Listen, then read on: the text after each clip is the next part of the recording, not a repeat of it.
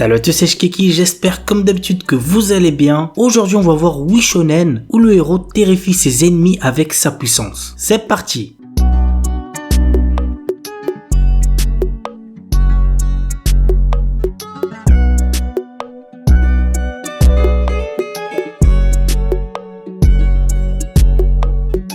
Shinshu Yusha. Ah les gars, croyez-moi, cet animé c'est une pépite, j'ai adoré. Go le voir si ce n'est pas déjà fait, vous allez très certainement ne pas être déçus. Bref, voici l'histoire. La déesse Rista appelle un héros à la rescousse afin de sauver son monde qui ressemble à un jeu en mode super difficile. Ce héros, c'est Haryugin, est surpuissant mais il a un problème. Il est giga prudent. Non seulement il fait la collection d'une quantité ridicule d'objets, mais en plus, il passe sa vie dans sa chambre à faire de la muscu jusqu'à atteindre le niveau maximum. Lorsqu'il en sort, c'est pour combattre des slimes à pleine puissance, histoire de ne prendre aucun risque. L'anime a par genre action, aventure, comédie, fantasy, shonen et pour thème autre monde, combat, dieu, déesse, démon, magie, monstre, super-héros. Noragami. Je sais c'est giga connu mais je kiffe trop cet animé, faut que je le présente bordel. Yato est un dieu à tout faire capable de terrasser des monstres venus de l'au-delà. Mais son orgueil et son égoïsme le rendent aussi impopulaire parmi les esprits que parmi les humains. C'est cet éternel loser que Iori croit sauver au péril de sa vie en l'empêchant de se faire renverser par un bus. Au seuil de la mort, cette dernière acquiert la capacité de séparer son âme de son corps et de voir les créatures qui hantent notre monde. Coincée avec Yato jusqu'à ce qu'il la rende humaine de nouveau, elle le suit dans toutes ses galères. Lui n'a qu'un objectif, devenir riche et célèbre, quitte à remplir les missions les plus risquées. L'anime a pour genre action, aventure, comédie, fantastique, fantasy, shonen, surnaturel, et pour thème combat, dieu, déesse, monstre.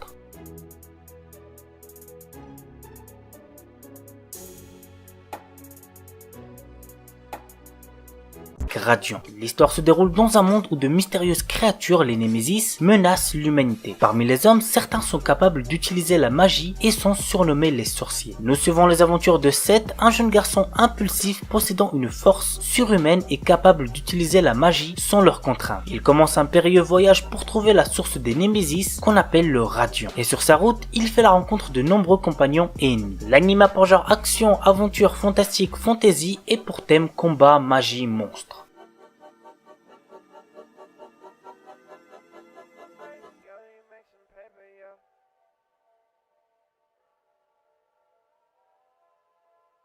Shaman King. Alors je pense que vous avez capté depuis le temps, pas besoin que je répète une millième fois mon amour envers cette œuvre qu'est Shaman King, donc passons directement au petit synopsis. Yo, notre héros peut voir les fantômes et fusionner avec eux pour utiliser leurs compétences. Son rêve est de devenir le roi des chamans. Le chaman possédant le fantôme ultime, le Great Spirit et la connaissance universelle. Mais la route est semée d'embûches et de nombreux autres chamans ont le même objectif, gagner le tournoi des chamans. L'anime a pour genre action, comédie, drame, shonen, surnaturel, tournoi et pour thème combat, fantôme, mort, pouvoir psychique.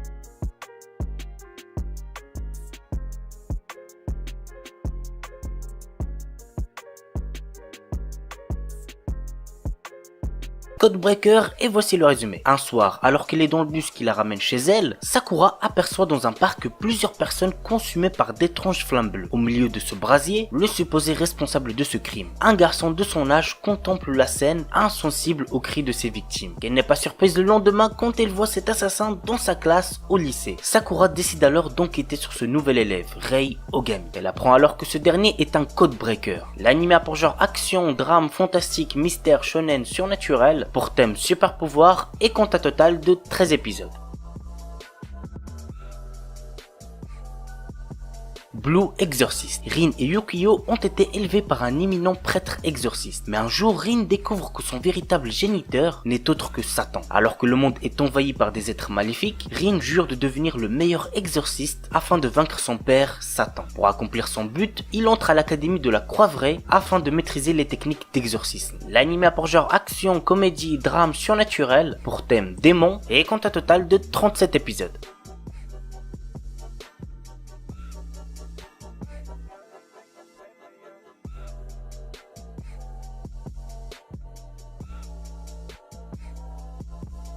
Fire Force. L'humanité tout entière vit dans la peur. Des citoyens lambda se mettent à brûler soudainement et deviennent de véritables torches humaines, capables de manier le feu et de tout détruire sur leur passage. Une brigade spéciale de pompiers leur fait face et tente de percer le mystère de ce phénomène afin de sauver l'humanité. Shinra, le nouveau venu, que l'on surnomme le démon, est déterminé à devenir un héros et pour ce faire, s'engage dans cette lutte quotidienne contre les torches humaines. L'anime pour genre action, comédie, drame, science-fiction, shonen, surnaturel, pour thème travail et compte un total de 48 épisodes.